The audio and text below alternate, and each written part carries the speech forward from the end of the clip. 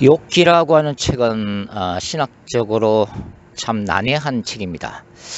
과연 욥기가 뭘 말하고자 하는가, 욥기의 중심 사상은 뭔가 라는 것을 이렇게 단적으로 콕 꼬집어서 말씀드리기는 굉장히 어려운 책이라고 생각을 합니다. 사실 욥기를 읽으면서 독자들이 가지는 가장 기본적인 의문은 이런 것이죠. 왜 하나님은 의인인 욥을 사탄에게 넘겨줬는가 하는 것입니다.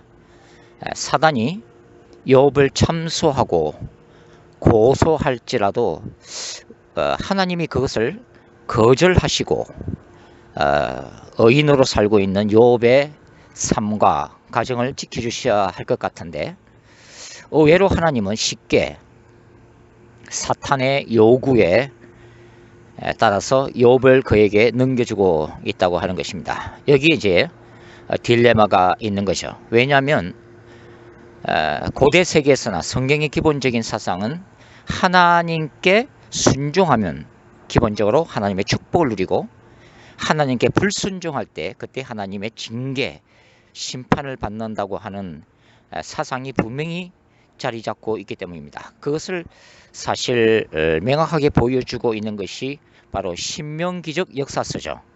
이스라엘이 죄를 범할 때, 우상 숭배를 할 때 하나님은 바벨론을 통해서 이스라엘을 징계하시고 바벨론 포로로 끌려가도록 허락하셨다고 하는 중심적인 사상.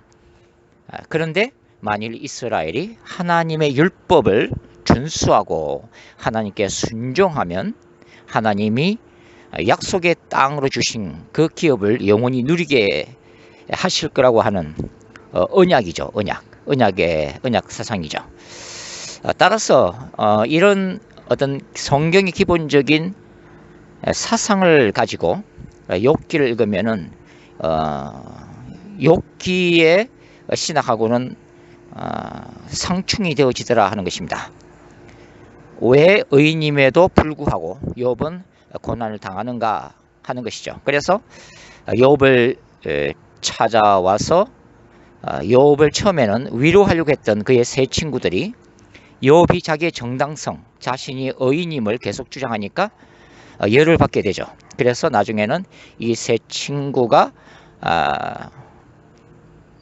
방금 말씀드린 그 신명기적 신학에 기초해서 정의와 공의의 하나님이 이유 없이 너를 치겠느냐, 내게는 분명히 숨겨진 죄가 있을 것이다. 그러니까 네가 죄인임을 고백하고 하나님의 얼굴을 구하면 너는 다시 회복될 것이다 라고 하는 것을 계속해서 주장하게 되고, 그 과정에서 욥을 저주까지 이제 하게 되는, 욥을 굉장히 힘들게 만드는 그런 논쟁이 벌어지게 되는 것입니다. 욥기의 사실 구조는 욥기 1장과 2장은 소위 말하는 천상회의, 하늘에서 하나님이 주재하시는 하나님의 법정 보좌 회의를 다루고 있습니다. 거기에서는 하나님과 사탄이 주역을 담당하고 있죠. 그리고서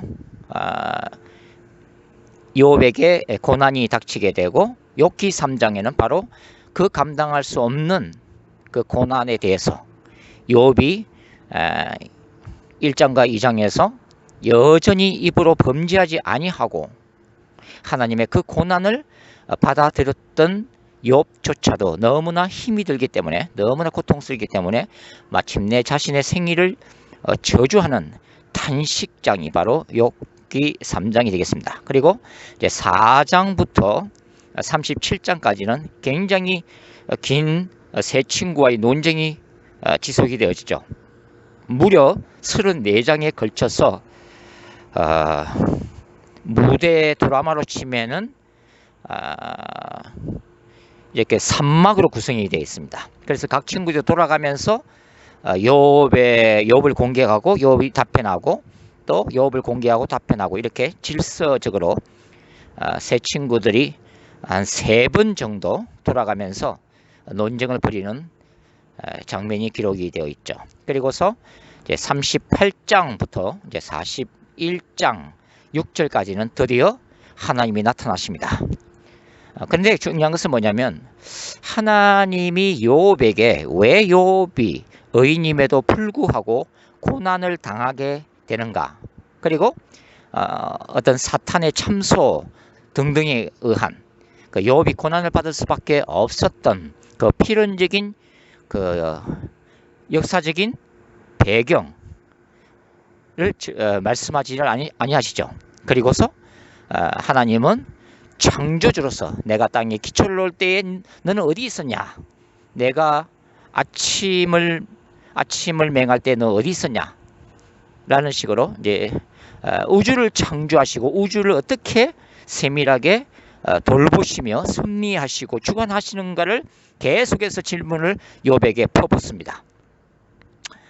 그래서 욥이 이제 하나님의 이러한 창조주로서의 하나님의 영광과 위엄, 절대적인 주권 앞에서 마침내 할 말을 잃고 회개하게 되죠. 그리고 욥의 세 친구에 대해서 하나님은 너희가 나에 대해서 잘못 증거했다, 너희가 불의하다라고 판정하시고 욥이 옳았다고 하는 판결을 내리시죠. 그래서 세 친구들이 욥을 통해서 회개를 위한 번제를 드리도록 그렇게 명령하십니다. 그리고서 이제 42장에는 욥이 회복되는 모습이 이제 기록이 되어 있죠. 이렇게 전체적인 구성, 이런 내용을 보면 사실 욥기가 과연 뭘 말하려고 하는 건가에 대해서 정확하게 단적으로 설명하기가 굉장히 힘듭니다. 단순히 욥기 1장과 욥기 42장만을 서로 대조하면서, 왜냐하면 이게 수미 상관식 구조거든요. 욥기 1장에는 욥이 얼마나 의인인가를 얘기를 했고, 그 다음에 욥기 42장에는 욥이 2배로 갑절로 축복을 받는 장면이 있습니다. 그런데 이제 이것만 보면 욥이 믿음으로 고난을 잘 그래도 통과를 했을 때 이렇게 축복받는다라고 하는 단순한 메시지를 던지기가 힘든 것은 뭐냐면 바로 그 중간 부분이죠. 여기 중간 부분에는 아까 말씀드렸다시피 욥의 세 친구들이 무려 34장에 걸쳐서 왜 욥이 고난 당하는가에 대해서 집요하게 구체적으로 아주 열띠게 논쟁을 하는 모습이 기록이 되어 있다고 하는 것입니다. 그렇다면 이 34장에 걸쳐 있는 이 욥의 세 친구, 나중에는 이제 엘리후도 마지막에 이제 중재자로 등장이 되는데요. 이런 논쟁이 왜 필요한가에 대한 그 의미를 상실하게 된다고 하는 것입니다. 그리고 이제 38장부터 41장에 나타나 있는 이 하나님의 현현, 하나님이 직접 욥을 만나 주시고 우주적 창조자로서의 자신을 계시하시는 이 부분도 굉장히 이제 중요한데, 과연 어떻게 이것을 설명해야 할 것인가 하는 것입니다. 그래서 단순히 의인이 고난을 받을 때에 믿음을 가지고 견디면 축복받는다라고 하는 단순한 메시지는 사실 욥기의 중심 사상은 아닌 것으로 그렇게 보여집니다. 그러면 과연 욥기의 핵심적인 내용은 무엇일까요?